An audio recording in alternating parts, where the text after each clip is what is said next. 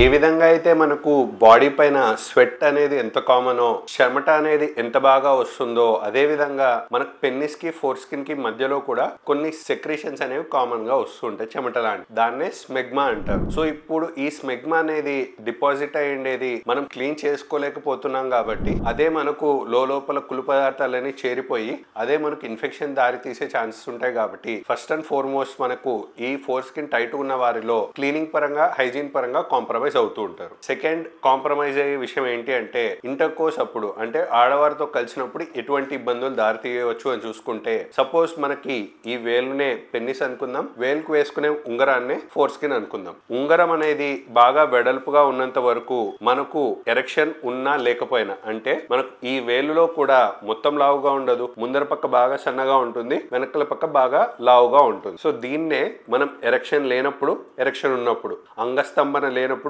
అంగస్తంభన ఉన్నప్పుడు అని చూసుకుంటే, మనకు నార్మల్ ఫోర్ స్కిన్ అంటే బాగా వెడల్పుగా ఫోర్ స్కిన్ ఉన్న వారిలో మనకు ఫోర్ స్కిన్ ఓపెనింగ్ వెడల్పుగా ఉంటే ఎన్నిసార్లైనా వెనకలకి అనొచ్చు, ఎన్నిసార్లైనా ముందరికి అనొచ్చు. ఇక్కడైనా టైట్ ఉండదు, ఇక్కడైనా టైట్ ఉండదు. ఎరెక్షన్ లేనప్పుడు టైట్ ఉండదు, ఎరెక్షన్ ఉన్నప్పుడు టైట్ ఉండదు. అదే కనుక బాగా చిన్నబడిపోతే, సపోజ్ ఇంత పెద్దదిగా లేకుండా ఇంత చిన్నదిగా ఉన్నప్పుడు అప్పుడేమవుతుంది, మనకు ఇక్కడే తెలిసిపోతుంది మనకు ఫ్రీగా వెళ్తుందా లేదా అని. బట్ ఇదే ఫోర్ స్కిన్ మనం బలవంతాన వెనకలికి లాగినా ఇది వెనకలికి రాకపోవచ్చు, ఆర్ బలవంతాన లాగినా ఏ విధంగా అయితే ఇక్కడ మధ్యలో మనకి ఈ ఫోర్ స్కిన్ అనేది ఇరుక్కుపోయి ముందరికి రాక వెనక్కి రాక ఇక్కడ ఉరితాడులాగా ఏ విధంగా అయితే తయారయ్యే ఛాన్సెస్ ఉంటాయో, అదే విధంగా ఫోర్ స్కిన్ టైట్ ఉన్న వారికి ఇంటర్ కోర్స్ లో ఆడవారితో పాల్గొన్నప్పుడు ఫస్ట్ ఆఫ్ ఆల్ లూబ్రికేషన్ అనేది ఉండదు కాబట్టి వారికి సెక్స్ చేయడము ఇబ్బంది పడవచ్చు. లేదు కొంచెం ఫోర్స్ఫుల్ గా చేసినట్లయితే ఫోర్ స్కిన్ అనేది పెన్నిస్ కి మధ్యలో ఇరుక్కుపోయి మనకు అదే టైట్ గా ఉరితాడులాగా మారే ఛాన్సెస్ కూడా ఉండనే ఉంటాయి ఈ టైట్ ఫోర్ స్కిన్ ఉన్న వారిలో.